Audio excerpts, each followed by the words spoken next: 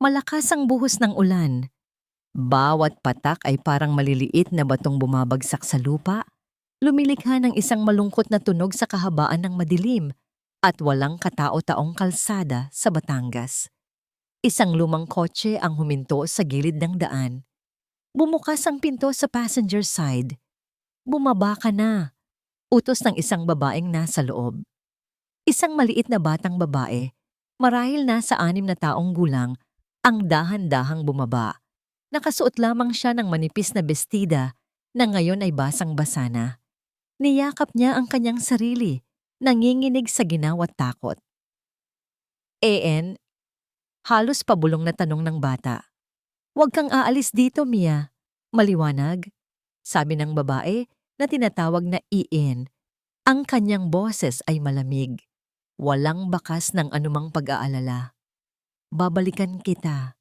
Maghintay ka lang dito." Tumango lang ang bata. Ang mga mata niyang bilog ay puno ng luha at pagkalito. Sumarado ang pinto ng kotse.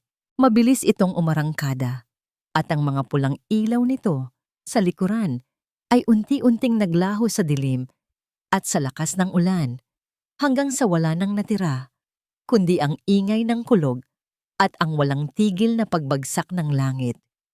Naiwan si Mia na mag-isa. Ilang sandali pa, isang ibang ingay ang pumunit sa katahimikan. Ingay ng isang malakas na makina ng sasakyan. Papalapit ito at mabilis ang takbo.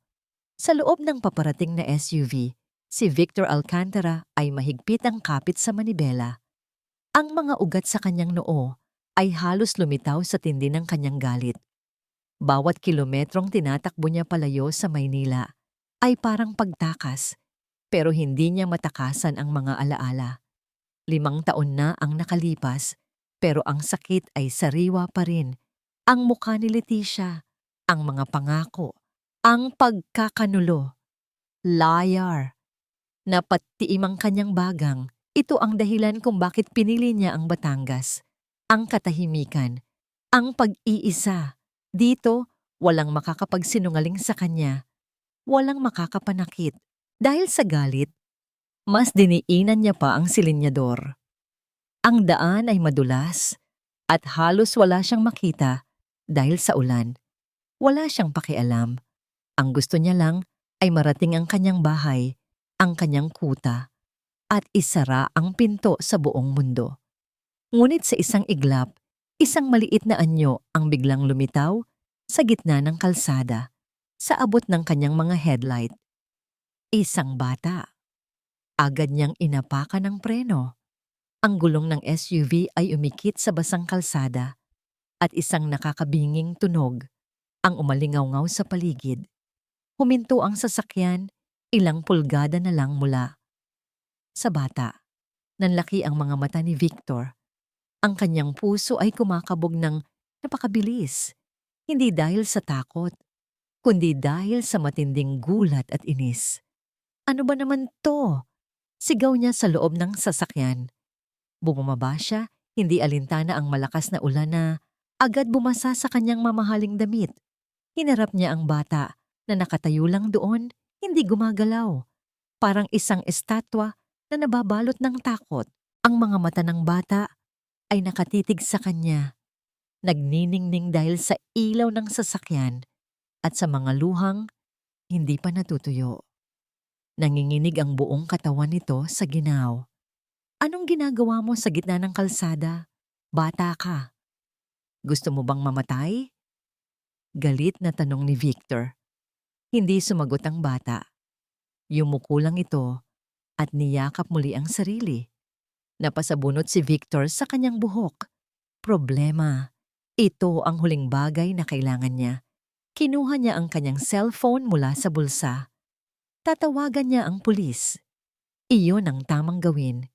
Iyon ang pinakamadaling paraan para matapos na ito.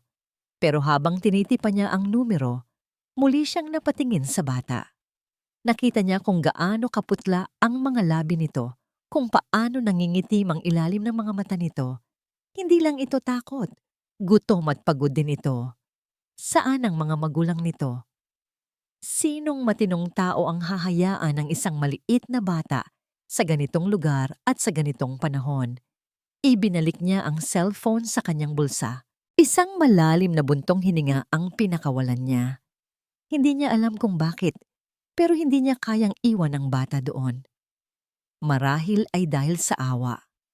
O marahil, sa isang sulok ng kanyang pusong matagal nang nagyelo, may isang bahagi na nakaramdam ng koneksyon sa isang kapwa nilalang na iniwan at pinabayaan. "Halika na," sabi niya. Ang boses niya ay mas mahinahon na ngayon, kahit pa may bahid pa rin ng pagkayamot. "Sumakay ka na sa kotse," nag-atubili ang bata.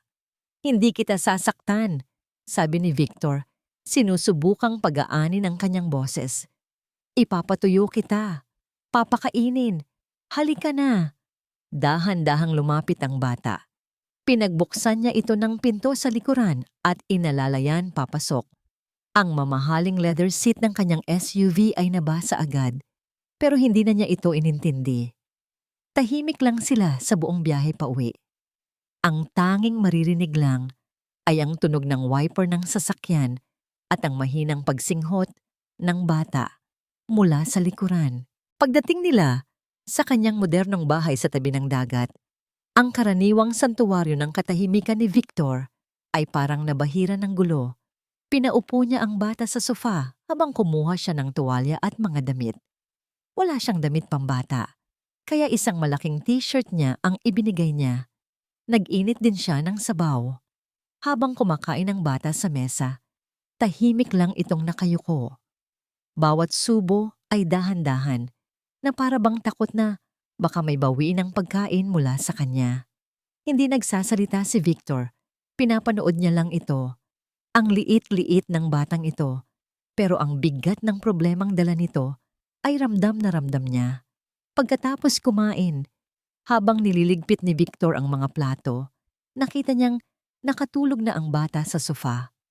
Ang ulo nito ay nakasandal sa braso ng upuan at ang paghinga nito ay malalim na. Sa wakas, mukhang panatag na ito. Sa pagkakataong yon, sa ilalim ng mahinang ilaw ng kanyang sala, ang bata ay hindi na mukhang isang problema. Mukha itong isang anghel. Isang munting anghel na napadpad sa gitna ng kanyang madilim na mundo. Napabuntong hininga na lang si Victor habang nakatingin sa anghel na natutulog sa kanyang sofa. Ano ba itong pinasok ko? Nagising si Victor sa tunog ng katahimikan. Iyon ang nakasanayan niya sa loob ng 5 taon. Ang marahan na hampas ng alon sa dalampasigan, ang huni ng mga ibon sa malayo. Iyan ang musika ng kanyang umaga. Ngunit ngayon, ang katahimikan ay may kasamang bigat. Isang bigat na may pangalan. Dahan-dahan siyang bumangon. Ang unang tiningnan niya ay hindi ang karagatan mula sa kanyang bintana, kundi ang sofa sa sala. Nandoon pa rin ito, ang bata. Si Mia. Nakabaluktot ito at mahigpit ang yakap sa unan na para bang iyon ang sasagip sa kanyang buhay. Sa isang saglit naisip ni Victor na baka panaginip lang ang lahat, na baka sa pagmulat ng kanyang mga mata, babalik sa dati ang lahat. Ngunit hindi. Totoo ito. May isang bata sa loob ng kanyang bahay. Anong gagawin ko dito? Tanong niya sa sarili. Nagtimpla siya ng kape. Maingat na hindi lumikha ng anumang ingay.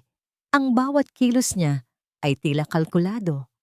Ang pagbukas ng cabinet, ang pagbuhos ng mainit na tubig, lahat ay parang napakalakas na tunog sa loob ng kanyang tahimik na mundo. Maya-maya, narinig niya ang isang mahinang kaluskos. Nagising na ang bata. Nakaupo na ito sa sofa, yakap-yakap ang malaking t-shirt na suot nito. Ang mga mata nito ay gising na gising, pinapanood ang bawat galaw niya na may halong pag-aalinlangan at takot. "Gusto mo ng almusal?" tanong ni Victor.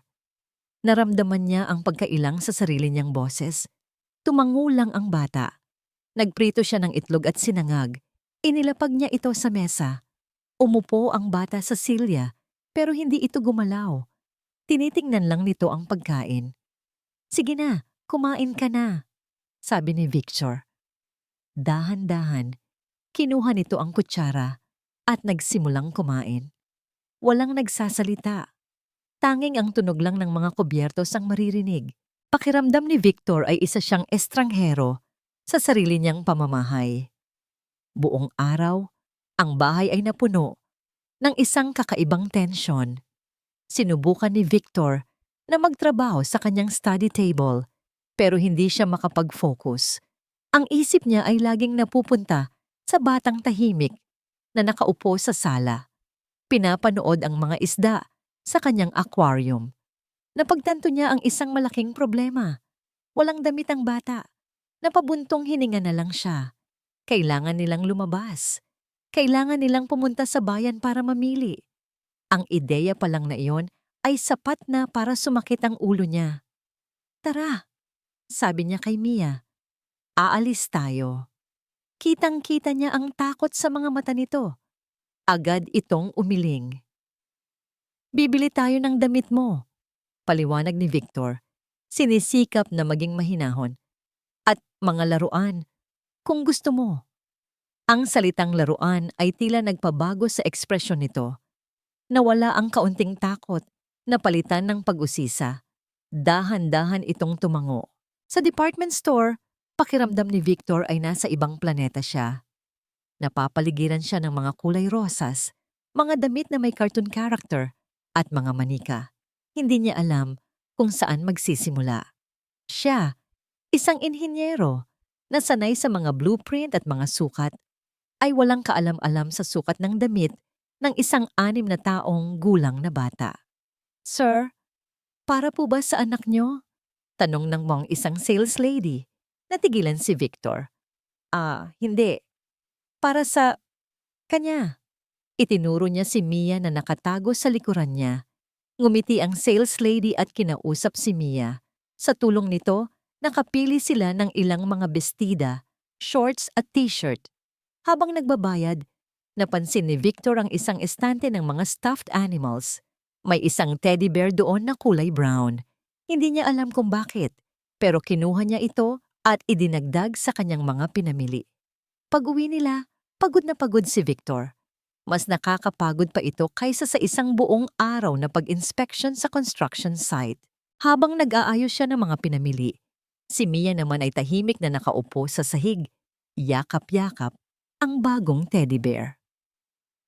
Mag-ingat ka, sabi ni Victor nang mapansing naglalakad si Mia habang may hawak na baso ng tubig.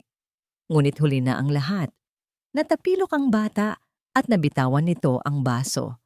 Isang malakas na tunog ng nababasag na salamin ang umalingaw-ngaw sa buong bahay. Sa isang iglap, nag-iba ang anyo ni Mia. Nanlaki ang kanyang mga mata sa takot. Agad siyang napaupo sa sahig at tinakpan ng kanyang ulo ng mga braso na para bang naghihintay ng isang malakas na sampal o sigaw. Nagsimula itong umiyak ng walang tunog. Natigilan si Victor. Hindi ang nabasag na baso ang nasa isip niya, kundi ang reaksyon ng bata.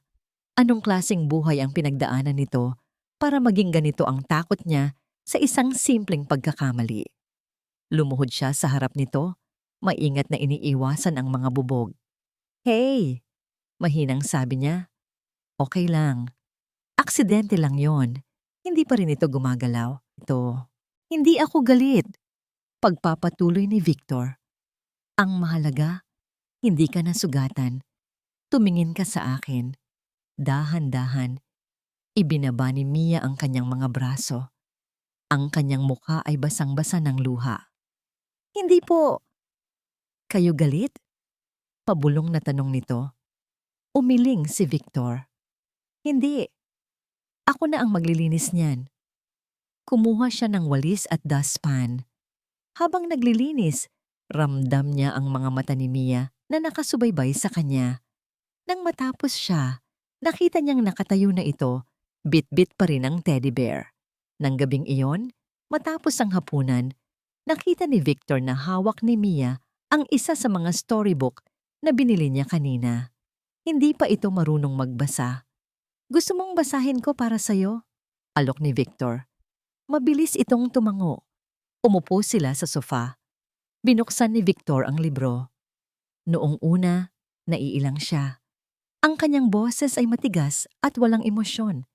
Pero habang tumatagal, habang nakikita niya ang unti-unting pag-relax ni Mia sa kanyang tabi, nagsimula siyang mag-enjoy. Hindi niya namalayan na nakatulog na pala ang bata sa kalagitnaan ng kwento. Ang ulo nito ay nakasandal sa kanyang braso. Mahimbing ang tulog nito, payapa ang mukha. At doon, sa sulok ng mga labi nito, may isang munting na ngiti. Isang ngiti. Iyon ang unang beses na nakita niyang ngumiti ito. Isang mainit na pakiramdam ang biglang dumaloy sa puso ni Victor. Isang pakiramdam na matagal na niyang hindi naramdaman. Marahan niyang binuhat ang bata at dinala sa guest room. Inihiga niya ito sa kama at kinumutan. Bago siya umalis, sandali siyang tumigil at pinagmasdan ang payapang mukha ni Mia. Ang mga pader na itinayo niya sa paligid ng kanyang puso sa loob ng 5 taon.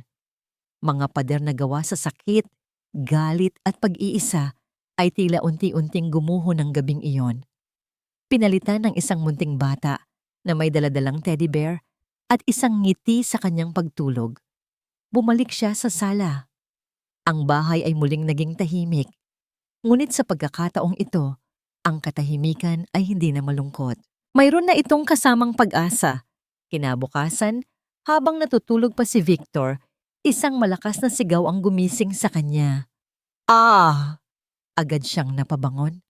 Ang puso niya ay kumabog ng mabilis. Tumakbo siya palabas ng kwarto at nakita si Mia sa sala. Nakaupo sa sahig, nanginginig at umiiyak. Ang mga mata nito ay nakapikit ng mahigpit. Isang panaginip. Isang masamang panaginip. Hey, gising! Sabi ni Victor habang marahan siyang lumalapit. Biglang napamulat ang mga mata ni Mia. Nang makita siya nito, ang takot ay napalitan ng kaunting kaluwagan. Pero patuloy pa rin ito sa pag-iyak. Shh! Panaginip lang yun! Sabi ni Victor, umuupo sa tabi nito. Ligtas ka dito. Wag po! Humihikbing sabi ni Mia. Natigilan si Victor. Yun ang pangalang narinig niya mula sa bata noong unang gabi. Ang pangalan siguro ng babaeng nag-iwan dito. Wala si Ian dito. Pag-alo niya. Wala siya. Ligtas ka. Hinayaan niya lang itong umiyak sa kanyang bisig. Habang tinatapik niya ang likod nito, isang matinding galit ang kanyang naramdaman para sa babaeng nagngangalang Ian. Sino man siya. Nag-iwan siya ng isang malalim na sugat sa puso ng munting batang ito. At sa sandaling iyon, nangako si Victor sa kanyang sarili na poprotektahan na niya si Mia. Hindi niya hahayaang may manakit pa dito. Hindi niya alam kung paano. Hindi niya alam kung ano ang susunod na mangyayari.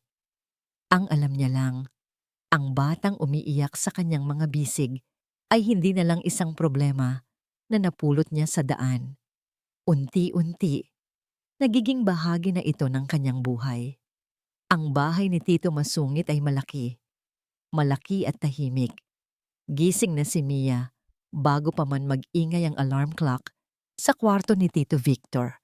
Nakaupo lang siya sa kama, mahigpit ang yakap sa teddy bear na ibinigay nito sa kanya. Pinapanood niya ang alikabok na parang kumikinang na alitap-tap habang sumasayaw ito sa sinag ng araw na pumapasok sa bintana. Sa labas ng kwarto, naririnig niya ang mga yabag ni Tito Victor. Malalaki at mabibigat ang mga hakbang niya. Minsan, parang kulog sa pandinig niya, pero hindi na siya gaanong natatakot. Alam niyang pagkatapos ng mga yabag na yon, may maaamoy siyang amoy ng kape. Tapos, may maririnig siyang mahinang tunog ng mga plato. Isang tahimik na simula ng umaga, hindi katulad ng mga yabag ni Iin. Ang mga yabag ni Iin ay mabilis at magaan, pero laging may kasunod na matinis na boses, isang boses na parang bumibiyak sa kanyang tainga. Mia! Walang hiyakang bata ka! Nasaan na ang pera? Napapikit si Mia ng mariin. Pilit niyang iwinawaksi ang alaala. Ayaw niyang isipin ang pakiramdam ng kumakalam na sikmura habang pinapanood si Iin na kumakain ng mag-isa. Ayaw niyang isipin ang madilim at masikip na aparador kung saan siya madalas ikulong kapag magulo siya. Dito, sa bahay ni Tito Masungit, laging may pagkain sa mesa. Laging bukas ang mga ilaw. Kahit sa gabi, dahan-dahan siyang bumaba sa kama. Suot ang isa sa mga bagong bestida na binili nila kahapon, lumabas siya ng kwarto. Nakita niya si Tito Victor na nakaupo sa kanyang study table. Seryosong nakatingin sa mga papel na nakakalat. Ang kanyang noo ay laging nakakunot. Kaya siguro Tito Masungit ang tawag niya dito sa kanyang isip. Pero hindi naman ito laging masungit. Noong nabasag niya ang baso, hindi ito sumigaw. Binasa pa nga siya nito ng libro kagabi. Ang boses niyang parang kulog ay naging mahinahon habang binabasa ang kwento tungkol sa isang prinsesa at isang dragon.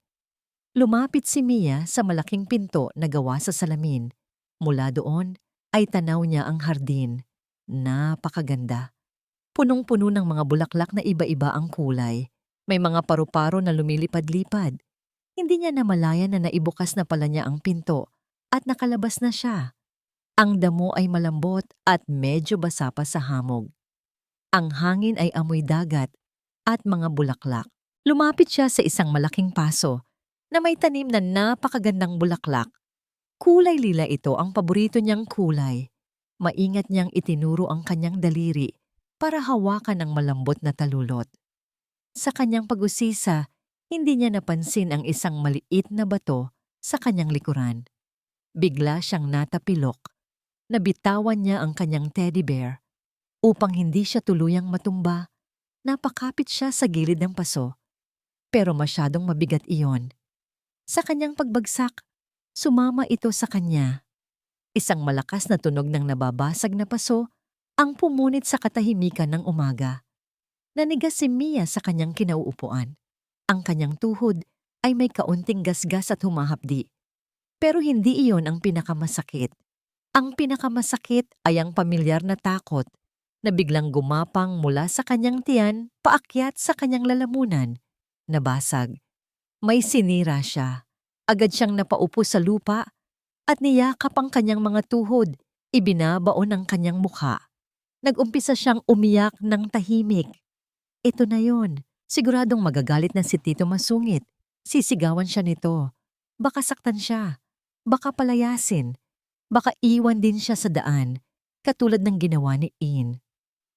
Narinig niya ang mabilis na pagbukas ng glass door. Narinig niya ang malalaki at mabibilis na yabag na papalapit sa kanya. Napapikit siya ng mariin. Buong katawan niyang hinihintay ang sigaw, ngunit walang sigaw na dumating. Anong nangyari? Nasaktan ka ba? Ang boses ni Tito Victor ay hindi galit. Puno ito ng hindi niya inaasahang pag-aalala. Dahan-dahan niyang iminulat ang kanyang mga mata. Nakaluhod ito sa harap niya. Ang mga mata nito ay nakatutok sa gasgas sa kanyang tuhod. Hindi man lang nito tiningnan ang basag na paso at ang nagkalat na lupa at bulaklak. Umiling lang si Mia. Pero ang kanyang mga luha ay patuloy pa rin sa pagtulo. Bumabasa sa kanyang bestida. Inabot ni Tito Victor ang kamay nito at marahang hinawakan ang kanyang baba para iangat ang kanyang mukha. Halaman lang yan. Mas mahalaga ka. Sabi nito sa isang mahinahon ngunit seryosong boses. Ang mga salitang iyon ay parang isang susi na nagbukas ng isang bagay sa loob ni Mia. Mas mahalaga ka. Walang sino man ang nagsabi sa kanya niyan dati. Marahan siyang tinulungan ni Tito Victor na tumayo. Dinala siya nito pabalik sa loob at maingat na pinaupo sa malambot na sofa. Kumuha ito ng first aid kit mula sa cabinet. Ang kanyang mga kilos ay kalmado at tiyak. Napakaingat ng mga kamay nito habang nililinis ang kanyang sugat. Malalaki at magaspang ang mga palad nito pero hindi siya nasasaktan. Hinipan pa nga nito ang kanyang tuhod bago dahan-dahang lagyan ng band-aid na may larawan ng cartoon. Sa buong panahon na yon, hindi ito nagsalita. Tinitingnan lang siya nito. At sa mga mata ni Tito Masungit, wala siyang makitang bakas ng galit. Pag-aalala lang, nang matapos ito, umupo ito sa sahig sa harap niya. Tahimik lang sila pareho. Ang tanging maririnig lang ay ang mahina niyang pagsinghot. Sa loob ng dibdib ni Mia, may isang bagay na gustong kumawala. Isang tanong. Isang tanong na kanina pa niya gustong itanong, pero ngayon lang siya nagkaroon ng lakas ng loob. Tumingin siya kay Tito Victor. Sa mga mata nitong seryoso, pero hindi na nakakatakot. Ang kanyang mga labi ay bahagyang nanginginig. Tito! Napatingin ito sa kanya. Ang buong atensyon nito ay naibaling sa kanya. Tila nagulat ito na marinig ang kanyang boses. Tito! Victor! Pag-uulit niya, mas malakas ng kaunti. Ang pangalan nito ay parang bago at kakaiba sa kanyang dila. Bakit, Mia? Malumanay na tanong nito. At sa unang pagkakataon, nakita ni Mia ang isang bahagyang pagngiti sa mga labi nito. Huminga siya ng malalim. Itinuro niya ang kanyang daliri sa paligid ng malaking sala. Ang sofa, kung saan siya natulog nung unang gabi. Ang aquarium na may makukulay na isda. Ang kusina kung saan siya laging kumakain ng sapat. Pagkatapos ay dahan-dahan niyang itinuro ang kanyang sarili. Dito na po ba ako titira? Ang tanong ay lumabas na parang isang bulong, puno ng pinaghalong pag-asa at takot sa kung ano ang maaaring maging sagot. Natigilan si Victor.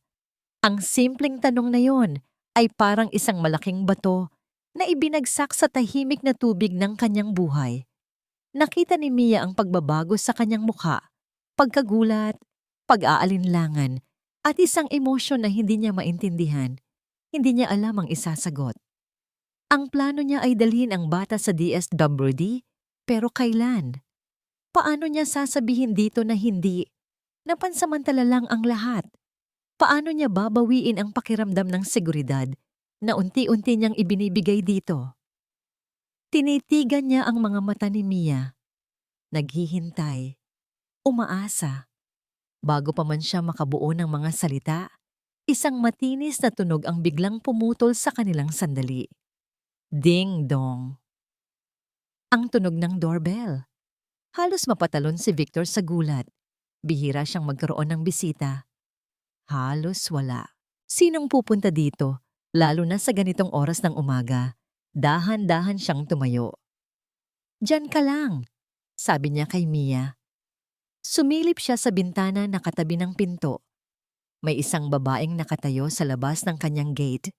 Payat ito, nakasuot ng kupas na damit at mukhang balisa. Palingalinga sa paligid. Hindi pamilyar ang mukha nito. Ngunit nang magtama ang mga mata nila, ng bata sa likuran niya, nakita ni Victor ang biglang panlalaki ng mga mata ni Mia. Nakita niya ang pagkawala ng kulay sa mukha nito. Nakita niya ang panginginig ng mga kamay nito. At kahit hindi pa niya nakikita ang babae sa labas kailanman, may isang bahagi sa kanyang pagkatao na biglang nakaramdam ng panganib. Mia, tawag niya. Hindi inaalis ang tingin sa babae sa labas. Hindi ito sumagot. Narinig na lang niya ang isang mahinang tunog sa likuran niya, isang tunog ng takot. Lumingon siya at nakita si Mia na nanginginig mula ulo hanggang paa. Ang muka ay parang nakakita ng multo. Ang mga mata nito ay nanlalaki, nakatitig sa direksyon ng gate. Ang teddy bear na hawak nito ay nahulog sa sahig. N. Ang pangalan ay lumabas sa mga labi ni Mia na parang isang sumpa. Isang pabulong na puno ng lagim. Noon naintindihan ni Victor ang lahat. Muli siyang lumingon sa gate. Ang babaeng payat at mukhang balisa ay hindi na isang ordinaryong estranghero. Siya ang dahilan ng mga bangungot ni Mia. Siya ang dahilan ng mga sugat na hindi nakikita. Siya ang anino na pilit tinatakasan ng bata. Siya si Ian. Ang pag-aalala sa mukha ni Victor ay biglang napalitan ng isang malamig at matigas na ekspresyon. Humakbang siya ng bahagya. Inilalagay ang kanyang sarili sa pagitan ni Mia at ng pinto, na para bang ang kanyang katawan ay isang pader na hindi kayang gibain. Ang katahimikan sa loob ng bahay ay biglang naging mabigat at puno ng tensyon. Ang nakaraan ni Mia ay kumatok sa kanilang pintuan at si Victor Alcantara ay hindi handang pagbuksan ito. Ang pangalang iyon, binigkas sa isang nanginginig na bulong, ay parang bombang sumabog sa tahimik na sala ni Victor. Iin. Sa isang iglap, lahat ng piraso ng palaisipan ay nagkabit-kabit. Ang mga bangungot ni Mia sa gabi. Ang takot nito sa tuwing may nababasag. Ang pananahimik nito sa mga unang araw.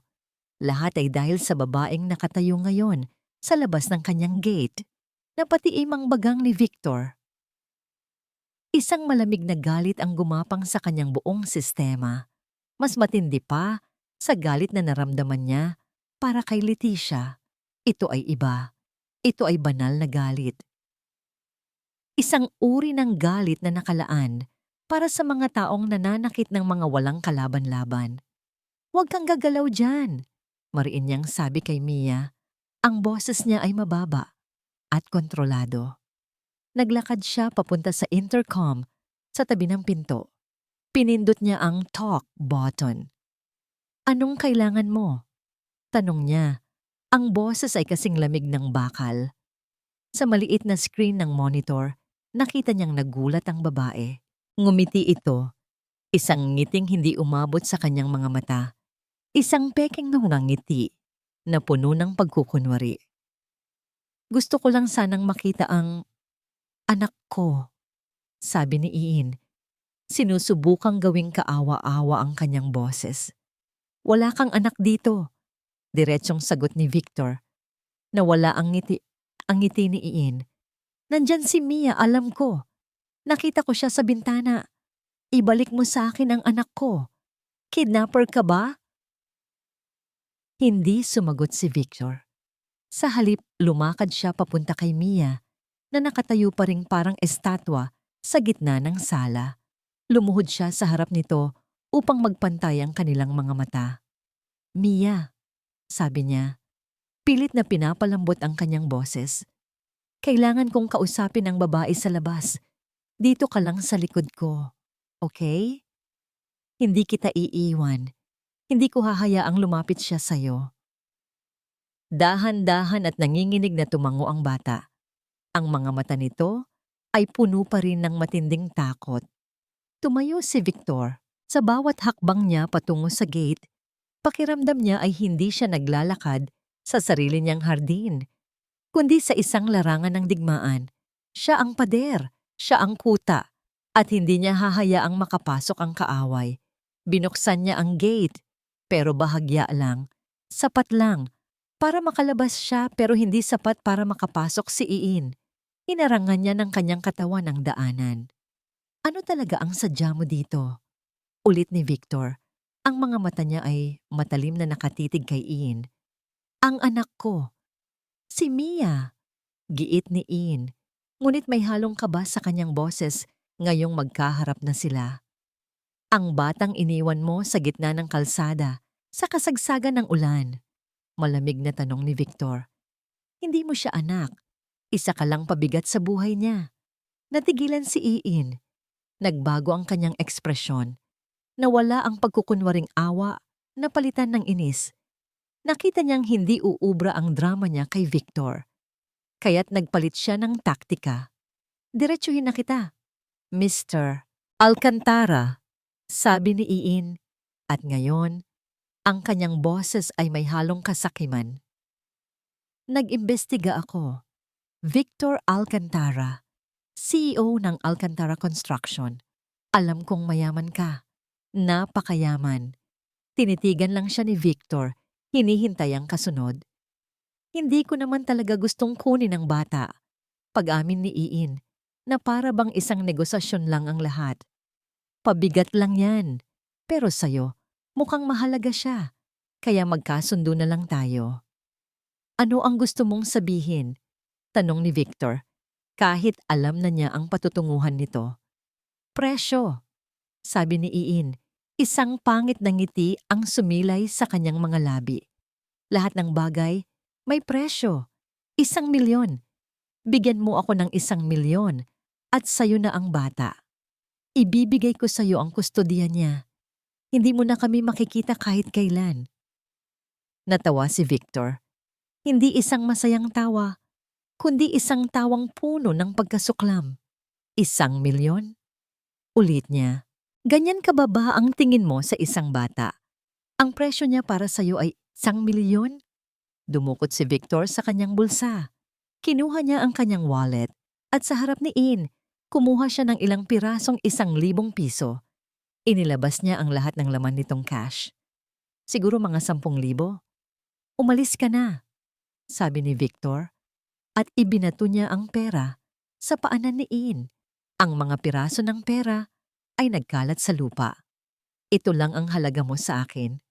Nanlaki ang mga mata ni Iin, unang-una sa gulat, pagkatapos ay sa matinding galit at kahihiyan na mula ang kanyang mukha. Hayop ka! Sigaw niya. Sino ka sa akala mo? Magsisisi ka, Alcantara.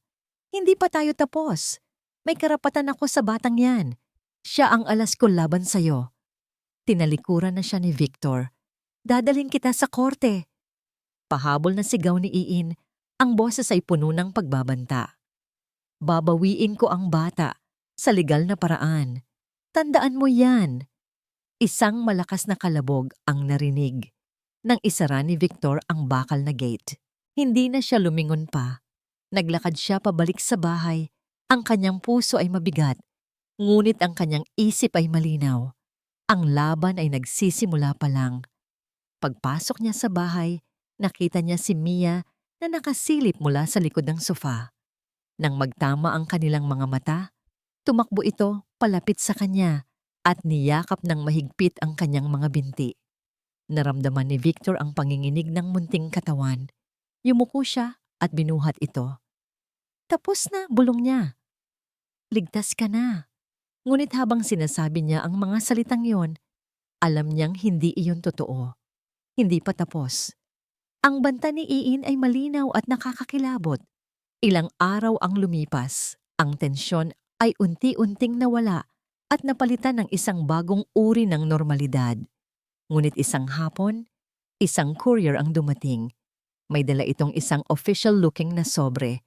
Binuksan ito ni Victor. Sa loob, isang dokumento mula sa korte, isang summons, isang petisyon para sa kustodya na isinampa ni Iin laban sa kanya. Ang digmaan ay opisyal nang nagsimula. Ang sobre ay magaan sa kanyang mga kamay.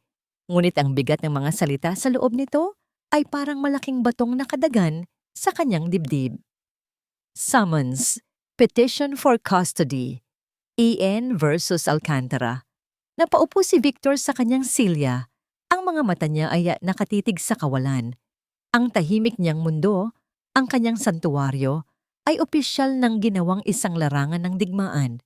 At ang premyo sa digmaang ito ay ang kinabukasan ng isang batang natutulog ng mahimbing sa kabilang kwarto. Walang kamalay-malay sa unos na paparating. Isang malalim na buntong hininga ang kanyang pinakawalan.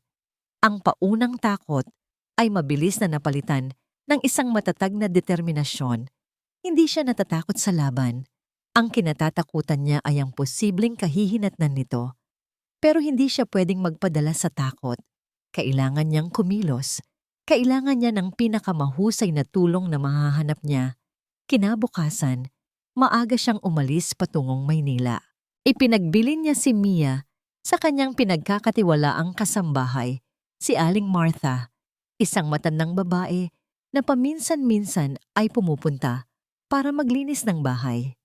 Babalik ako bago maggabi, sabi niya kay Mia na nakatingin sa kanya na may pag-aalala. May aasikasuhin lang si Tito sa syudad. Ang biyahe papuntang Maynila ay isang malaking pagkakaiba sa kanyang buhay sa Batangas. Ang ingay, ang trapiko, ang magulong agos ng mga tao. Ito ang mundong tinalikuran niya 5 taon na ang nakalipas. Ngayon, napipilitan siyang bumalik dito, hindi para sa sarili niya, kundi para kay Mia. Ang law firm na pinuntahan niya ay nasa puso ng Makati. Malaki at elegante ang gusali. Ang pangalan sa labas ay Cruz and Associates Law Firm. Inirekomenda ito ng isa sa kanyang mga business contact bilang isa sa pinakamahusay sa family law. Ang opisina ni Attorney Ramon Cruz ay kabaligtaran ng modernong labas. Luma ang mga kasangkapan, gawa sa dark wood. Ang mga pader ay napapalibutan ng mga libro, mula sa sahig hanggang kisame. Si Attorney Cruz mismo ay isang lalaking nasa mga 60 anyos. May puti ng buhok at makapal na salamin. Mayroon siyang aura ng katahimikan at karunungan. Mr. Alcantara, bati nito, isang magiliw na ngiti ang nasa kanyang mga labi. Maupo ka. Ano ang maitutulong ko sa iyo? Inilatag ni Victor ang samon sa mesa. Tahimik itong binasa ng abogado. Pagkatapos, itinaas nito ang kanyang tingin. Ikwento mo sa akin ang lahat, mula sa simula. At iyon ang ginawa ni Victor. Ikinuwento niya ang lahat. Ang gabing nakita niya si Mia sa daan. Ang unti-unting pagbukas ng bata sa kanya. Ang pagdating ni Ian. Ang pag-aalok nito na ipagbili ang sariling anak. Habang nagsasalita, naramdaman ni Victor ang bigat ng bawat salita. Hindi ito isang simpleng legal na kaso. Ito ay kwento ng kapabayaan at pagmamahal. Nakinig ng mabuti si Attorney Cruz. Paminsan-minsan ay tumatango. Hindi siya pinutol kahit minsan. Nang matapos si Victor, sumandal ang abogado sa kanyang silya. Madalas akong makarinig ng mga ganitong kwento, Mr. Alcantara. Sabi nito sa isang malumanay na boses. At sa bawat pagkakataon, laging nadudurog ang puso ko para sa mga bata. Kaya niyo po ba akong tulungan? Tanong ni Victor. Oo naman, sagot ni Attorney Cruz. Pero kailangan mong malaman na ang mga kasong ganito ay hindi madali. Ang korte, sa abot ng makakaya, ay laging papabor sa biological na magulang. Kailangan nating patunayan nang walang anumang duda na si Iin ay isang unfit mother, na ang kapakanan ng bata ay malalagay sa panganib kung sa kanya ito mapupunta.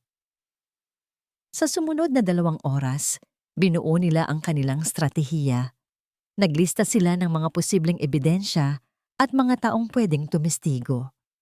Habang nasa opisina, tumawag ang abogado sa isang social worker na kakilala niya para humingi ng payo tungkol sa tamang proseso ng pag-assess sa kalagayan ni Mia. Pag-alis ni Victor sa opisina, kahit papaano ay gumaan ang kanyang pakiramdam. Mayroon na siyang kakampi. May pag-asa. Pag-uwi niya sa Batangas, halos magdidilim na. Naabutan niya si Mia at Aling Martha sa hardin, nagdidilig ng mga halaman. Nang makita siya ni Mia, agad itong tumakbo palapit sa kanya. Tito Victor! Binuhat niya ito. Ang bigat ng buong araw ay tila naglaho sa isang iglap. Sa yakap ng munting batang ito, natagpuan niya ang lakas na kailangan niya. Ito ang dahilan kung bakit siya lumalaban. Maging handa ka, Victor, ang huling sinabi ni Attorney Cruz sa kanya bago siya umalis kanina. Sa mga kasong ganito, nagiging marumi ang laban. Naiintindihan niya ang babalang iyon, pero habang pinapanood niya si Mia na tumatawa habang tinutulungan si Aling Martha, alam ni Victor na gagawin niya ang lahat.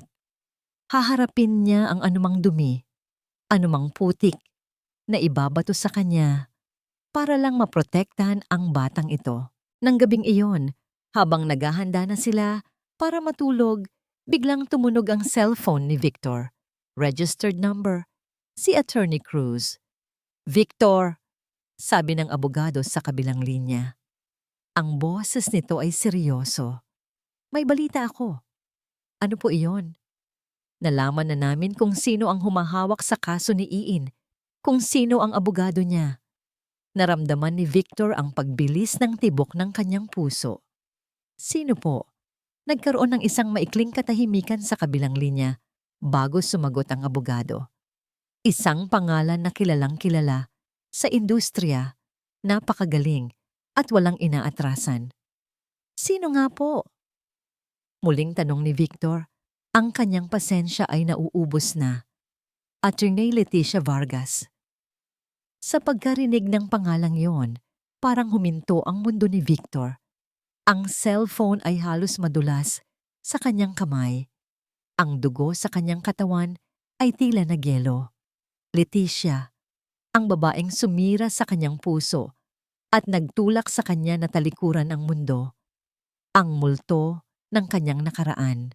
Ngayon, nagbabalik ito at narito ito upang kunin ang kanyang hinaharap. Ang pangalan ay umalingaw-ngaw sa isipan ni Victor na parang isang basag na kampana. Leticia Vargas. Hindi na niya halos narinig ang mga huling sinabi ni Attorney Cruz sa telepono. Automatiko siyang sumagot, nagpaalam, at ibinaba ang tawag. Nanatili siyang nakatayo sa gitna ng kanyang sala. Ang cellphone ay mahigpit pa ring hawak sa kanyang kamay na nanginginig. Ang hangin sa kanyang paligid ay tila biglang kumapal. Nahihirapan siyang huminga. Para siyang binuhusan ng isang baldeng nagyeyelong tubig. Leticia, 5 taon. 5 taon niyang sinubukang ibaon ang pangalang yon, kasama ang lahat ng sakit at pagkakanulong dala nito. Itinayo niya ang kanyang kuta dito sa Batangas, hindi lang para takasan ng Maynila, kundi para takasan siya, ang alaala niya. At ngayon, sa isang iglap, gumuho ang lahat ng pader na itinayo niya. Ang multo na akala niya'y matagal nang nawala ay nagbalik. At hindi lang ito basta nagbalik. Nagbalik ito bilang kanyang kalaban, ang arkitekto ng kanyang posibleng pagkawasak. Isang napakagaling na abogado, sabi ni Attorney Cruz. Siyempre, si Leticia ay laging magaling sa lahat ng bagay. Magaling magsalita, magaling mangumbinsi, magaling magpanggap, at magaling manakit. Kinailangan niyang maupo. Ang kanyang mga tuhod ay biglang nanghina. Ang unang pumasok sa kanyang isip ay ang pag-atras. Baka pwede niyang bayaran na lang si Ian. Ibigay ang hinihingi nito. Para lang matapos na ang lahat. Para lang hindi na niya kailangang makita si Leticia. Pero agad niyang iwinaksi ang ideyang yon. Sa kabilang kwarto, natutulog si Mia. Ang batang nagturo sa kanya kung paano muling magtiwala, kung paano muling magmahal. Isusuko ba niya ito dahil lang sa takot niyang harapin ang kanyang nakaraan? Hindi. Hinding-hindi. Ang takot sa kanyang dibdib ay dahan-dahang napalitan ng isang pamilyar na damdamin. Galit. Isang nagbabagang galit na matagal niyang kinimkim. Ginamit siya ni Leticia noon. At ngayon, gagamitin nito ang isang desperadong babae para makuha ang gusto nito, para manalo. Hindi sa pagkakataong ito, Leticia. Bulong niya sa kawalan. Hindi mo makukuha si Mia. Dumating ang araw ng unang pagdinig. Isang mandatoryong pagpupulong para sa posibleng pagkakasundo o mediation. Alam ni Victor na walang mangyayaring kasunduan, pero kailangan nilang dumaan sa proseso. Nagsuot siya ng kanyang pinakamatinong business suit. Habang nag-aayos sa salamin, halos hindi niya makilala ang sarili. Ang Victor na nakikita niya ay ang Victor na matagal na niyang tinalikuran. Seryoso, formal, handa para sa isang corporate battle. Babalik din ako agad, sabi niya kay Mia bago umalis. Lumuhod siya para magpantay sila. Makinig ka kay Aling Martha, okay? Tumango si Mia at niyakap siya. Ingat po, Tito Victor. Ang yakap na yon ang naging kalasag niya. Iyon ang nagbigay sa kanya ng lakas para harapin ang araw. Pagdating niya sa family court, isang simple at maliit na gusali. Naroon na si Attorney Cruz na naghihintay. Handa ka na ba? Tanong ng matandang abogado. Ang mga mata ay puno ng pag-unawa. Tumango si Victor, Kahit ang totoo ay kumakabog ng malakas ang kanyang dibdib. Pumasok sila sa isang maliit na conference room. Nasa loob na ang mediator ng korte. Ilang sandali pa, bumukas ang pinto. Pumasok si Ian at sa likod nito ay siya, si Leticia Vargas. Ang oras ay tila bumagal. 5 taon, pero halos walang nagbago sa kanya. Ang kanyang buhok ay nakatali sa isang perpektong bun. Ang kanyang suot na corporate attire ay nagpapatingkad sa kanyang kapangyarihan. Ang kanyang mukha ay ganoon pa rin. Maganda, matalas, at ngayon, malamig. Ang kanilang mga mata ay nagtama sa loob ng 1 segundo. 1 segundong parang isang buong buhay. Nakita ni Victor ang isang bahagyang gulat sa mga mata nito. Isang kislap ng pagkilala. Bago ito mabilis na nawala at napalitan ng isang blangkong propesyonal na maskara. Parang isang suntok sa sikmura ang naramdaman ni Victor. Ang lahat ng sakit, ang lahat ng alaala, ay bumalik na parang isang malaking alon. Naalala niya ang kanilang mga tawanan, ang mga pangarap na sabay nilang binuo, at ang huling araw na nakita niya ito. Ang araw na iniwan siya nito, nawasak at nag-iisa. "Good morning!" Bati ni Leticia sa mediator. Ang kanyang boses ay kalmado at tiyak.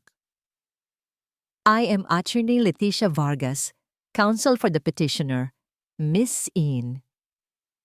Umupo sila sa kabilang panig ng mesa. Ang espasyo sa pagitan nila ay ilang talampakan lang, pero pakiramdam ni Victor ay isang malaking bangin ang naghihiwalay sa kanila. "Mr. Alcantara," sabi ni Leticia. Ang kanyang tono ay formal, na para bang isa lang siyang ordinaryong kliyente. Isang pangalan sa isang folder. "My client, Miss Ian, just wants her daughter back. She is willing to forgive your act of temporarily taking the child." Hindi makapaniwala si Victor sa narinig niya. Ang kapal ng mukha. Bago pa siya makasagot, si Attorney Cruz na ang nagsalita. "Attorney Vargas, ang kliyente ko ay hindi kinuha ang bata. Iniligtas niya ang bata mula sa kapabayaan ng sarili nitong ina." Nagsimula ang mainit na pagtatalo, ngunit ang mga salita ay parang ingay lang sa pandinig ni Victor. Ang kanyang buong atensyon ay nakatuon kay Leticia. Pinanood niya kung paano ito magsalita, kung paano kumilos ang kanyang mga kamay, kung paano niya gamitin ang batas para baluktutin ang katotohanan. Ang babaeng minahal niya noon ay isa ng ganap na estranghero. Isang estrangherong handang gawin ang lahat para manalo. "Your Honor," sabi ni Leticia, ngayon ay nakatingin na sa mediator. "With all due respect, we cannot reach a settlement. We intend to proceed with the case. Furthermore, we want to formally state our concern for the child's welfare under Mr. Alcantara's care." Napatingin si Victor sa kanya. Anong ibig niyang sabihin? "We have reason to believe that Mr. Alcantara is emotionally unstable." Pagpapatuloy ni Leticia, ang bawat salita ay parang isang patalim na tumataraki sa puso ni Victor. A recluse with a history of deep-seated anger issues stemming from his paw, we question his fitness to care for a child. Nagpanting ang tainga ni Victor. Ginamit nito ang kanyang nakaraan laban sa kanya. Ang sakit na idinulot nito sa kanya, ngayon ay ginagamit niyang sandata. Sa sandaling iyon, ang lahat ng sakit na naramdaman ni Victor ay biglang naglaho. Napalitan ito ng isang bagay na mas malakas, puot. Nakatayo na siya bago pa niya mapigilan ang sarili. "How dare you?" sabi niya. Ang boses ay nanginginig sa galit. "Victor!" babala ni Attorney Cruz, pero hindi niya ito pinansin. Ang kanyang mga mata ay nakapako kay Leticia. "You know nothing about me," sabi niya. Isang malamig na ngiti ang sumilay sa mga labi ni Leticia. "Oh, I think I know everything I need to know, Mr. Alcantara." Ang mediation ay tapos na. Ang digmaan ay hindi na lang legal. Ito ay personal na. Ang biyahe pabalik sa Batangas ay malabo sa isipan ni Victor. Ang tanging malinaw lang ay ang nag-aapoy na galit sa kanyang dibdib. Ang pagkuyom ng kanyang mga kamay sa manibela ay sapat na para mamuti ang kanyang mga buko. Emotionally unstable, a recluse, anger issues. Ang mga salitang binitiwan ni Leticia ay paulit-ulit na tumatakbo sa kanyang isip. Bawat isa ay parang lason na kumakalat sa kanyang sistema. Paano niya nagawa iyon? Paano niya nagawang gamitin ang sakit na siya mismo ang may kagagawan para sirain siya ngayon? Hindi niya ininda ang pagod. Pagdating sa bahay, ang unang ginawa niya ay tawagan si Attorney Cruz. "Kailangan nating lumaban, Attorney," sabi niya. Ang boses ay mariin. "Kailangan nating humanap ng butas, kahit ano." "Hinahon, Victor," sagot ng abogado. Iyan mismo ang gusto niyang mangyari, ang mawala ka sa kontrol. Huwag mong ibigay sa kanya ang satisfaction na yon. Sa mga sumunod na araw, ang bahay ni Victor ay naging isang war room. Ang kanyang mga blueprint ay napalitan ng mga legal na dokumento. Ang kanyang mga tawag ay hindi na sa mga kliyente, kundi sa isang pribadong investigador na inarkila ni Attorney Cruz. Ang kanilang misyon, halungkatin ang buhay ni Iin. Hanapin ang katotohanan sa likod ng kanyang pagkatao.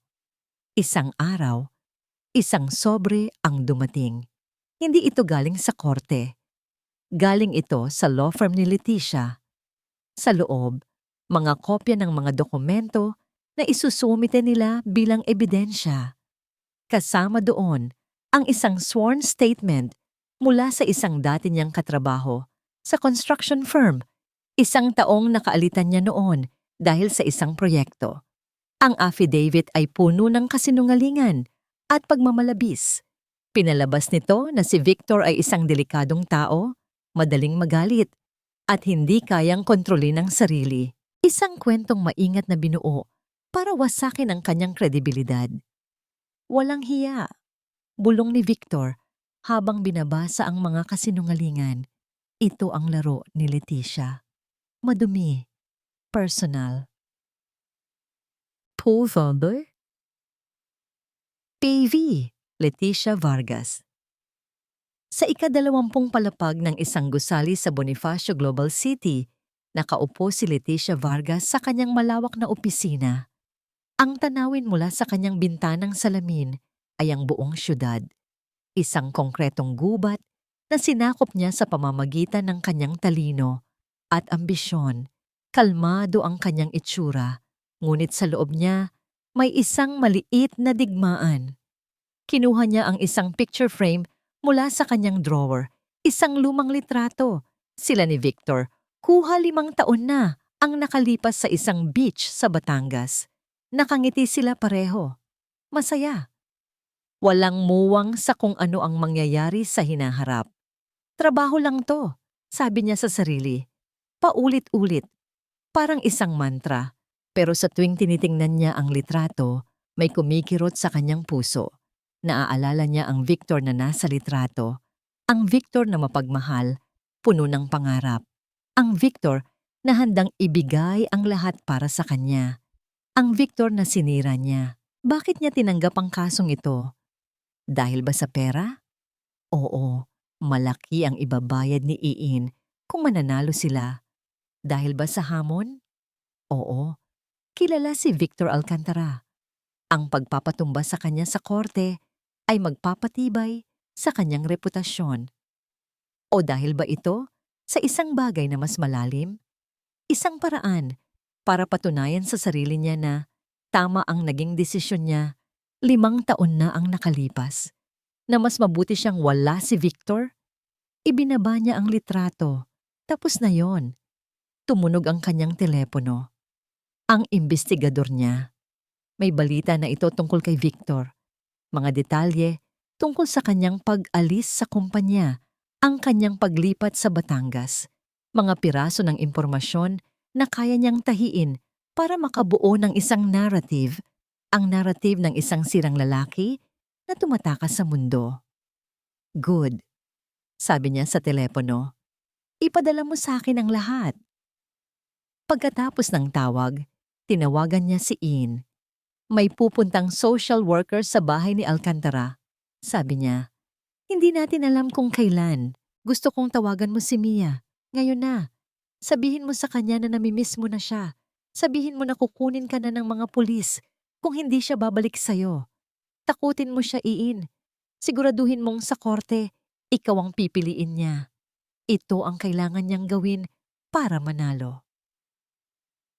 POV? PV, Victor Alcantara. Isang hapon, habang naglalaro sila ni Mia ng puzzle sa sahig, isang hindi inaasahang bisita ang dumating.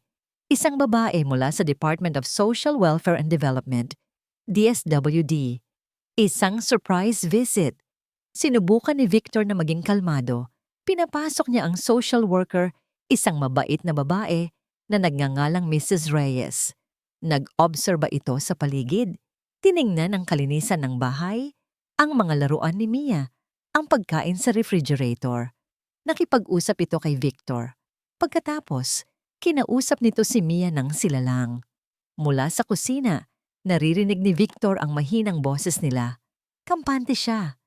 Nakikita naman ng lahat kung gaano kasaya at kaalaga si Mia sa kanya. Pagkatapos ng halos isang oras, lumabas si Mrs. Reyes mula sa kwarto ni Mia. May kakaiba sa kanyang ekspresyon. Mr. Alcantara, sabi nito, Mia is a wonderful child at kitang-kita ko na napamahal na siya sa'yo. Ngunit, pagpapatuloy ni Mrs. Reyes at ang salitang iyon ay nagpabigat sa hangin. Habang nag-uusap kami, may sinabi siya sa akin na medyo ikinabahala ko. Napakunot ang noo ni Victor. Ano po iyon?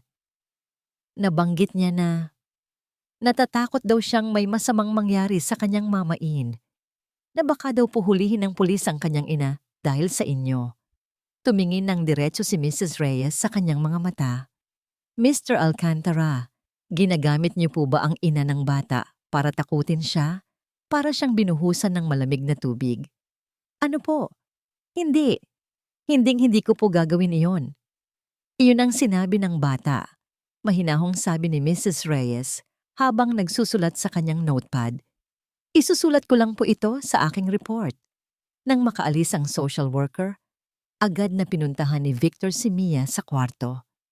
Nakaupo ito sa kama, yakap ang teddy bear, ang mga mata ay malungkot. Mia, anong sinabi mo kay Mrs. Reyes? Tanong niya. Sinisikap na huwag magalit. Tumawag po si Mama Ian kahapon. Pabulong na sabi ng bata. Ang mga luha ay nagsisimulang mamuo sa kanyang mga mata. Sabi niya, kukunin daw siya ng pulis. Kasalanan ko daw po kung hindi ako babalik sa kanya. Napasuklay si Victor sa kanyang buhok sa matinding frustrasyon. Leticia, ito ang gawa niya. Isang napakatalinong bitag. Ginamit niya si Ian para manipulahin ang isip ng isang bata. At ngayon, ang report ng social worker ay siguradong magiging pabor sa kanila. Gabi na nang maisipan niyang lumabas. Kailangan niya ng hangin. Habang naglalakad siya sa dalampasigan sa harap ng kanyang bahay, tumunog ang kanyang telepono. Hindi kilalang numero. Sinagot niya ito. Hello? Victor. Ang boses na yon. Ang boses na minsan ay naging musika sa kanyang pandinig. Ngayon ay parang isang sumpa. Leticia. Sagot niya. Ang boses ay walang emosyon. Anong kailangan mo? Alam kong alam mo na wala kang laban dito. Sabi nito. Ang boses ay kalmado at puno ng kumpiyansa. Ang report ng social worker, ang testimonya ng dati mong katrabaho. Talo ka na, Victor. Hindi siya sumagot. Pero binibigyan kita ng isang pagkakataon para makaatras ng hindi masyadong nasasaktan. Pagpapatuloy nito, ibigay mo ang isang malaking halaga at aatras kami sa kaso. Sabihin nating 5 milyon. Pera para kay Iin at syempre, para sa aking serbisyo. Kung hindi, sisirain ko ang buong pagkatao mo sa korte. Sisiguraduhin kong kahit kailan, hinding-hindi ka na pagkakatiwalaan ng kahit sino. Ang alok ay parang isang sampal. Noon, pag-ibig niya ang trinato nitong parang basura. Ngayon, ang pagmamahal niya para kay Mia ang nilalagyan nito ng presyo. Isang malamig na hangin ang umihip mula sa dagat. Tumingala si Victor sa madilim na kalangitan. Ang galit sa kanyang puso ay biglang nawala. Napalitan ito ng isang bagay na mas malinaw, mas matatag. Kalinawan. Tapos ka na? Tanong niya. Natigilan si Leticia sa kabilang linya. Magkita tayo sa korte, Leticia, sabi ni Victor. At sa unang pagkakataon, mula nang magsimula ang lahat, isang tunay na determinasyon ang narinig sa kanyang boses. Isang determinasyong hindi na nagmumula sa galit, kundi sa pag-ibig. Pagkatapos, ibinaba niya ang tawag. Hindi na niya hinintay ang sagot nito. Alam na niya kung anong kailangan niyang gawin. Hindi niya isusuko si Mia. At hinding-hindi na siya muling magpapasira kay Leticia Vargas. Ang courtroom ay malamig. Hindi dahil sa aircon, kundi dahil sa kawalan ng anumang init o emosyon sa loob nito. Ang mga pader ay blanko, ang mga upuan ay matigas, at ang mukha ng hukom ay parang isang maskarang hindi matinag. Dito, ang mga puso ay hindi sinusukat. Mga ebidensya at testimonya lang ang may bigat. Umupo si Victor sa tabi ni Attorney Cruz. Ang kanyang mga kamay ay magkadikit sa ibabaw ng mesa para pigilan ang panginginig. Sa kabilang panig, naroon si Leticia, kalmado at handa. Ang kanyang tingin ay matalas, parang isang mandaragit na naghihintay ng tamang pagkakataon para sumalakay. Sinimulan ni Leticia ang kanyang pag-atake sa pamamagitan ng pagtawag sa kanilang unang testigo. The prosecution calls Mr. Edgar Sandoval to the stand. Napalingon si Victor. Si Sandoval, isang project manager na nakaaalitan niya 5 taon na ang nakalipas dahil sa depektibong materyales na inaprubahan ni Conito. Isang hidwaan na purely professional. Pero alam na ni Victor kung ano ang mangyayari. Sa ilalim ng maingat na pagtatanong ni Leticia, isinalaysay ni Sandoval ang isang baluktot na bersyon ng katotohanan. Ang kanilang profesional na hindi pagkakasundo ay naging isang kwento ng personal na pag-atake. Sinigawan niya po ako sa harap ng maraming tao. Pagsisinungaling ni Sandoval. Napakadali pong mag-init ng ulo ni Mr. Alcantara. Walang kontrol sa sarili. Sa katunayan, kinatatakutan po siya sa construction site dahil sa kanyang ugali. Objection, Your Honor. This is character assassination, gitni Attorney Cruz.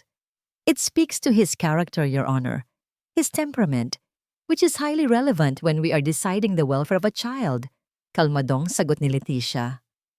Sustained, sabi ng hukom, at binalaan si Leticia na manatili sa mga facts. Pero ang lason ay naikalat na.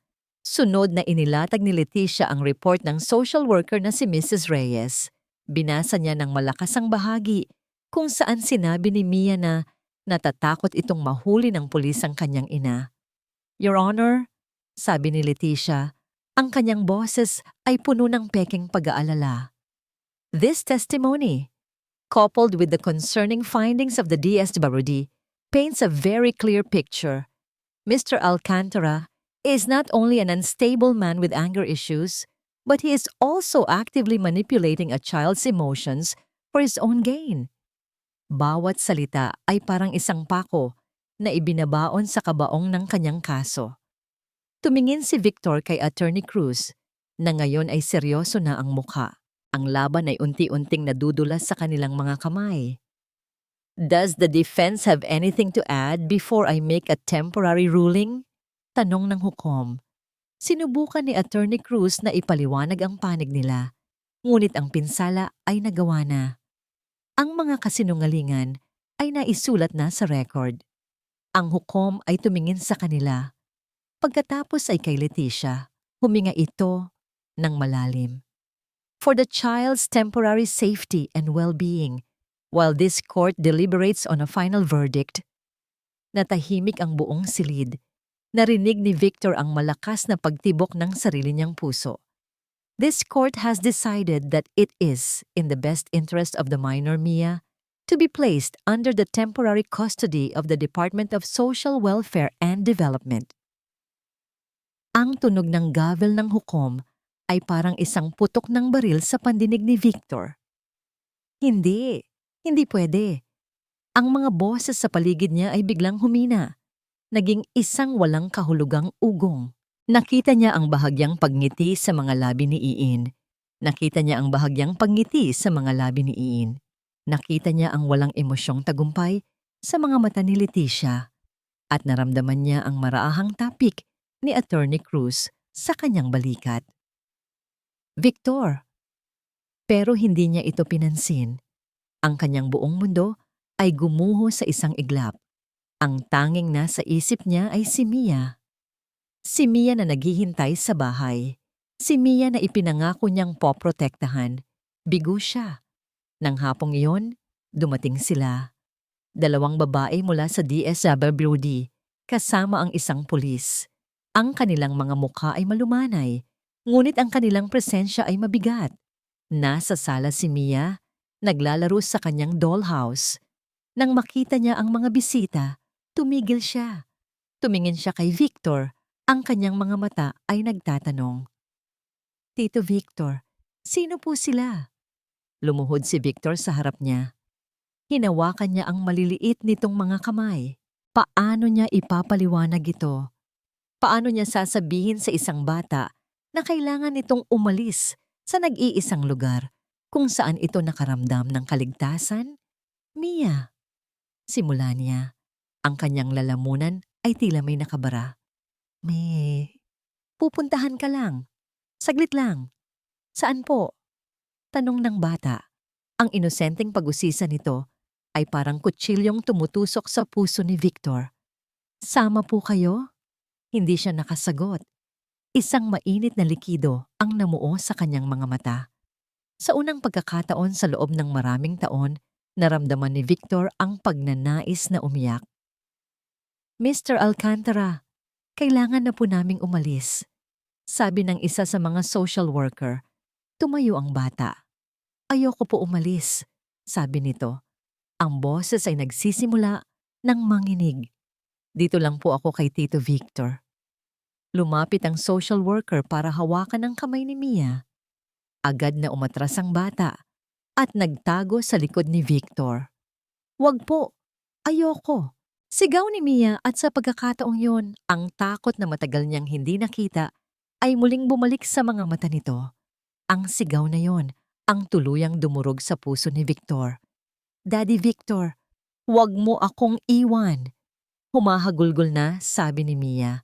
Ang salitang daddy ay lumabas sa kanyang mga labi sa gitna ng kanyang desperasyon. Mahigpit siyang kumapit sa binti ni Victor. Napapikit si Victor. Kailangan niyang maging matatag para sa kanya. Mia, makinig ka, sabi niya. Pilit na pinatatag ang kanyang boses. Hindi ito magtatagal. Pangako, babalikan kita. Pangako yan ni Daddy. Marahan niyang inalis ang pagkakayakap nito. Ang bawat segundo ay parang isang pagpapahirap. Kinuha ng social worker ang kamay ng umiiyak na bata. Habang papalabas sila ng pinto, lumingon si Mia sa huling pagkakataon. Ang kanyang mukha ay basang-basa ng luha. Ang mga mata ay sumisigaw ng tulong. Sumarado ang pinto. At kasabay nito, ang lahat ng kulay at buhay sa mundo ni Victor ay naglaho. Nanatili siyang nakatayo sa gitna ng sala. Ang bahay na dati unti-unting napupuno ng tawanan at sigla ay bumalik sa dati nitong anyo. Isang kahon ng katahimikan. Ngunit ngayon, ang katahimikan ay hindi na mapayapa. Ito ay mabigat, nakakabingi, at puno ng sakit. Ang kanyang paningin ay napunta sa sahig. Naroon ang dollhouse. Sa tabi nito, ang brown na teddy bear na iniwan ni Mia. Dahan-dahan siyang lumakad at pinulot ang laruan. Niyakap niya ito. Amoy ni Mia. Doon, sa gitna ng kanyang walang laman na bahay, sa wakas ay bumigay si Victor Alcantara. Napaluhod siya sa sahig, yakap-yakap ang teddy bear at ang mga luhang kanina pa niya pinipigilan ay malayang bumuhos na parang isang sirang dam. Nawala na ang lahat. Ang liwanag na pumasok sa kanyang madilim na buhay ay kinuha mula sa kanya. Talo na siya. Ang katahimikan, iyon ang unang napansin ni Victor pagpasok niya sa courtroom sa huling pagkakataon. Isang katahimikang pamilyar, katulad ng katahimikan sa kanyang bahay nitong mga nakaraang linggo. Isang katahimikang malamig at walang buhay. Pero ngayon, hindi na siya natatakot dito. Ang mga araw, mula nang kunin si Mia, ay ang pinakamahabang mga araw sa kanyang buhay. Ang bawat gabi ay isang labanan laban sa mga alaala ng umiiyak na mukha nito. Ang bawat umaga ay isang paalala ng kanyang kabiguan. Noong una, halos nilamon siya ng kawalan ng pag-asa.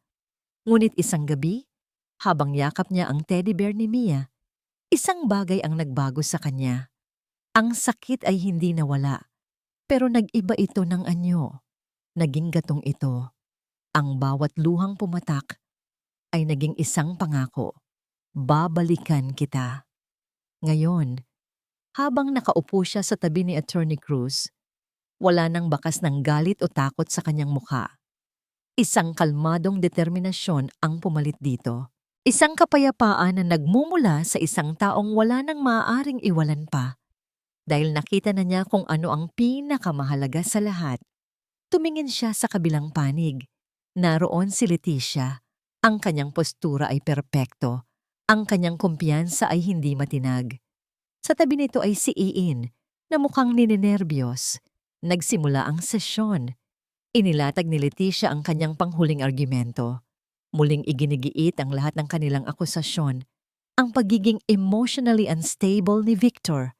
Ang manipulation sa bata, ang unfit niyang pagkatao. Bawat salita ay kasing talas ng dati. Pero ngayon, parang hindi na ito tumatalab kay Victor. Nang si Attorney Cruz na ang tumayo, mayroon siyang dalang isang manipis na folder. Your Honor, simula ng matandang abogado sa isang magalang na boses. Ang panig ng aking kliyente ay hindi lamang itatanggi ang mga paratang, kundi magpapakita rin ng tunay na motibo sa likod ng petisyong ito. And what might that be, Counselor? Tanong ng hukom na may bahid ng pagkayamot. Kasakiman, Your Honor. Diretsong sagot ni Attorney Cruz. Purong kasakiman. Inilatag ng abogado ang unang ebidensya. Mga kopya ng bank records at mga testimonya mula sa mga taong pinagkakautangan ni Ian. Lumabas sa mga dokumento na si Ian ay baon sa utang dahil sa walang tigil na pagsusugal. May utang siya sa mga 5-6, sa mga online lending apps, at sa mga kasino. Si Miss Ian ay desperado, Your Honor, paliwanag ni Attorney Cruz. At nakita niya kay Mr. Alcantara hindi ang kapakanan ng bata, kundi isang walking ATM machine. Nakita ni Victor kung paano namutla si Ian. Nagsimula itong magsalita, ngunit pinigilan siya ni Leticia. Ang kalmadong mukha ni Leticia ay nagsimula nang magpakita ng kaunting lamat. Hindi niya ito inaasahan. Objection, Your Honor. This is irrelevant. Mabilis na sabi ni Leticia. It speaks directly to the petitioner's motive, Your Honor. It is highly relevant, ganti ni Attorney Cruz. Overruled. Continue, Counselor. Ngunit hindi pa tapos ang matandang abogado. Your Honor, I would like to present one final piece of evidence, isang audio recording, isang pag-uusap sa pagitan ni Miss Ian at ng aking kliyente noong unang beses itong pumunta sa kanyang bahay. Sa hudyat ni Attorney Cruz, isang maliit na speaker ang inilagay sa gitna. Pinindot ng clerk of court ang play button. Biglang napuno ang tahimik na silid ng boses ni Ian. Malinaw na malinaw. Diretsuhin na kita, Mr. Alcantara. Alam kong mayaman ka. Hindi ko naman talaga gustong kunin ng bata. Presyo. Lahat ng bagay may presyo. 1,000,000. Bigyan mo ako ng 1,000,000 at sayo na ang bata. Ibibigay ko sayo ang kustodya niya. Isang nakakabininging katahimikan ang bumalot sa courtroom pagkatapos ng recording. Ang lahat ng mata ay nakatuon kay Ian, na ngayon ay nanginginig na at parang maiiyak na sa kahihiyan. Si Leticia ay natigilan. Sa unang pagkakataon, nakita siya ni Victor na walang masabi. Ang kanyang maskara ng profesionalismo ay nabasag. Tumingin ito kay Ian na may halong pagkasuklam. Nilinlang din siya ng sarili niyang kliyente. Meron ka bang maipapaliwanag dito, Attorney Vargas? Tanong ng hukom. Ang boses ay seryoso at malamig. Sinubukan ni Leticia na magsalita, pero wala nang natitirang argumento. Ang ebidensya ay hindi matitinag. Mr. Alcantara, sabi ng hukom, ngayon ay nakatingin na kay Victor. Do you have anything to say? Ito na ang sandali. Tumayo si Victor. Hindi siya tumingin kay Leticia o kay Ian. Tumingin siya ng diretso sa hukom. Your Honor, simula niya, ang kanyang boses ay kalmado, ngunit puno ng damdamin. Totoo po ang ilan sa mga sinabi nila tungkol sa akin. Totoong pinili kong mamuhay mag-isa. Totoong nagtayo ako ng matataas na pader sa paligid ko dahil nasaktan ako sa nakaraan. Sandali siyang tumingin sa direksyon ni Leticia, hindi nang aakusa, kundi nagsasabi lang ng katotohanan. Ang mundo ko po ay tahimik at walang kulay. Iyon ang pinili ko. Akala ko iyon ang ligtas. Pero isang gabi, isang munting anghel, ang literal na bumagsak mula sa langit, papunta sa aking daan. Isang batang takot, giniginaw, at gutom. Huminga siya ng malalim. Hindi ko po siya tinulungan para maging bayani. Tinulungan ko po siya dahil nung tumingin ako sa mga mata niya, nakita ko ang sarili ko, naliligaw at nag-iisa. Sa proseso ng pag-aalaga sa kanya, hindi ko namalayan na siya na pala ang nag-aalaga sa akin. Siya ang nagturo sa akin kung paano muling ngumiti. Siya ang gumiba sa mga pader na ako mismo ang nagtayo.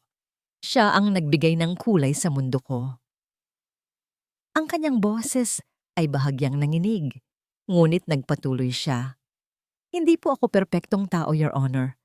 Malayo po ako doon. Pero dahil kay Mia, natutunan kong maging buo. Ang pagmamahal ko po sa kanya ay hindi nakasulat sa anumang dokumento o birth certificate. Nakasulat po ito sa puso ko. Siya po ang anak ko. Tumigil siya. At ang kanyang huling mga salita ay halos isang bulong na narinig ng buong silid. Siya ang buhay ko. Nang matapos siyang magsalita, walang gumagalaw sa courtroom. Ang lahat, pati na ang hukom, ay tila napukaw sa kanyang mga salita. Ibinalik ng hukom ang kanyang tingin sa mga dokumento sa kanyang harapan. Tiningnan niya ang ebidensya. Tiningnan niya si Ian na nakayuko. Tiningnan niya si Leticia na ngayon ay hindi makatingin ng diretso. At sa huli, tiningnan niya si Victor. Matagal na katahimikan ng namayani bago muling nagsalita ang hukom. Kinuha nito ang kanyang gavel. This court has reached a verdict. Ang tunog ng gavel na pumukpok sa kahoy ay umaling-awngaw sa buong silid. Sa pagkakataong ito, hindi ito tunog ng pagkatalo para kay Victor, kundi tunog ng hustisya. The petition for custody filed by Ms. Ian is hereby denied. Deklara ng hukom, ang kanyang boses ay matatag at walang pag-aalinlangan. Furthermore, based on the evidence of gross neglect and the attempt to extort money, this court finds the petitioner, Ian, an unfit parent. Napahikbi si Ian. Si Leticia naman ay napapikit na lang, tinatanggap ang pagkatalo. This court grants sole and permanent legal custody of the minor, Mia, to Mr. Victor Alcantara. Ang mga salitang iyon ay parang musika sa pandinig ni Victor. Permanent custody. Isang mainit na pakiramdam ng ginhawa at pasasalamat ang bumalot sa kanya. Napatingin siya kay Attorney Cruz, nang ngumiti at marahang tumapik sa kanyang likod. Congratulations, Victor! Bulong ng matandang abogado. Umpisa pa lang ito. Nang matapos ang sesyon at nagsimula ng mag-alisa ng mga tao, naiwan sa loob sina Victor, Leticia, at ang ngayong humumahagulgol na si Ian. Pinatawag ng hukom ang mga security para harapin si Ian dahil sa posibleng kasong kriminal na isasampa ng korte laban sa kanya. Habang inaasikaso yon, nagtama ang mga mata ni Victor at ni Leticia sa huling pagkakataon. Walang nagsalita. Ngunit sa mga mata ni Leticia nakita ni Victor ang isang bagay na hindi niya inaasahan. Pagsisisi, isang tahimik na pag-amin ng pagkakamali. Pagkatapos ay tumalikod na ito at naglakad palayo. Isang anino na tuluyan ng naglaho mula sa kanyang buhay. Hindi na nag-aksaya ng panahon si Victor. Ang tanging nasa isip niya ay si Mia. Ang biyahe papunta sa DS Babudi Center ay parang isang panaginip. Ang bawat minuto ay parang isang oras. Nang sa wakas ay makarating siya. Halos takbuhin na niya ang pasilyo. Sa dulo ng isang mahabang koridor, sa isang maliit na playroom, nakita niya ito. Nakaupo si Mia sa isang sulok, yakap-yakap ang luma niyang teddy bear. Nakatingin ito sa bintana, ang mukha ay malungkot. Mia. Ang boses ni Victor ay halos pabulong, ngunit narinig ito ng bata. Dahan-dahan itong lumingon. Nang makita siya nito, ang kalungkutan sa mukha nito ay biglang naglaho. Napalitan ng hindi makapaniwalang saya. Daddy! Ang salitang iyon, na minsan lang niyang narinig sa gitna ng desperasyon, ngayon ay binitiwan ng may purong pagmamahal. Tumakbo ito palapit sa kanya at sinalubong siya ni Victor ng isang mahigpit na yakap. Binuhat niya ito. Ang bigat ng bata sa kanyang mga bisig ay ang pinakamasarap na pakiramdam sa buong mundo. Uuwi na tayo. Bulong ni Victor sa buhok nito. Hindi na tayo magkakahiwalay. Pangako. Umuwi sila. Pagpasok pa lang sa pinto ng bahay, ang katahimikang matagal nang bumalot dito ay nabasag ng isang masayang tawa. Ang kulay at buhay ay bumalik. Sa mga sumunod na linggo, inayos ni Victor ang lahat ng legal na papeles. Sa tulong ni Attorney Cruz, sinimulan niya ang proseso ng adoption. Isang araw, dinala niya si Mia sa City Hall. Bakit po tayo nandito, Daddy? Tanong ni Mia habang hawak ang kanyang kamay. Ngumiti si Victor. May ibibigay ako sa'yo. Isang regalo. Pagkatapos ng ilang pirmahan, inabot sa kanila ng isang clerk ang isang bagong dokumento, isang birth certificate. Basahin mo, sabi ni Victor. Dahan-dahang binaybay ni Mia ang mga letra. Mia, Alcantara. Napatingin ito sa kanya.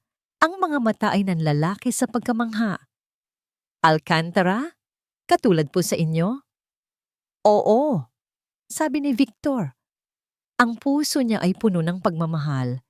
Dahil mula ngayon, opisyal ka ng anak ko. Ikaw na si Mia Alcantara. Niyakap siya ng mahigpit ng bata. Salamat po, Daddy. I love you po.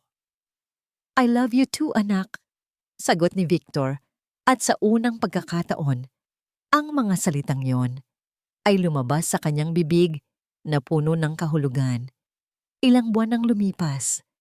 Isang maaraw na hapon, dinala ni Victor si Mia sa isang pamilyar na lugar. Ang madamong gilid ng kalsada kung saan niya ito unang natagpuan. Ngunit ngayon, hindi na ito isang malungkot na lugar.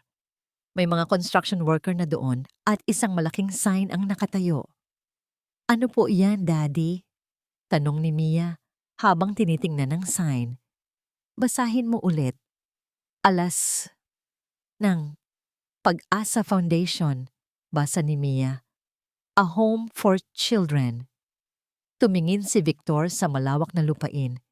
Dito, anak, sa lugar kung saan nagsimula ang lahat para sa atin, magtatayo tayo ng isang bahay.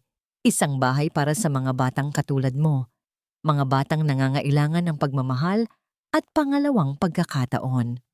Wow! Bulong ni Mia. Ang mga mata ay nagniningning. Magkahawak kamay silang tumayo doon, ang ama at ang anak. Pinanood nila ang paglubog ng araw na nagbibigay ng ginintuang kulay sa kalangitan. Ang lugar na dati simbolo ng kadiliman, ng pag-iwan, ay magiging isang simbolo ng liwanag at pag-asa. Nahanap ni Victor ang kanyang pamilya sa isang lugar na hindi niya inaasahan. At sa pagbuo ng isang pundasyon para sa iba, tuluyan na niyang naitayo muli ang pundasyon ng kanyang sariling puso. Dito nagsimula ang kadiliman, pero dito rin natin bubuuin ang liwanag, bulong ni Victor habang yakap niya ang kanyang anak. Ang kanilang kwento ay nagsimula sa isang madilim na kalsada sa gitna ng ulan. Ngunit ang kanilang kinabukasan ay kasing liwanag ng pag-asang dala ng bawat bagong umaga.